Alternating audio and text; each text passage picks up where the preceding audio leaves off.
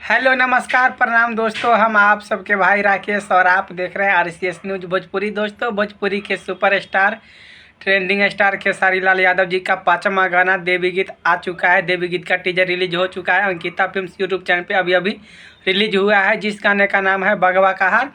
जो कि जो लोग टीजर नहीं देखे हैं वो लोग फटाफट जाइए देखिए।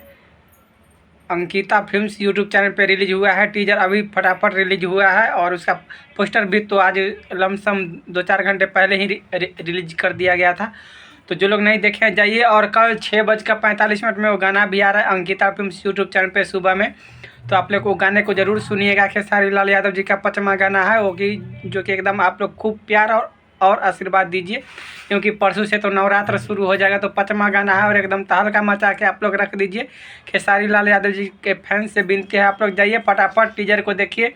एकदम ज़बरदस्त टीजर रिलीज हुआ है और कल गाना 6:45 में रिलीज होगा। आप लोग देखना मत भूलिएगा। फिर मिलते हैं नेक्स्ट वीडियो में। और ऐसे ही न्यू अपडेट के लिए चैनल को सब्सक्राइब करें और वीडियो को शेयर करें। धन्यवाद, लव यू।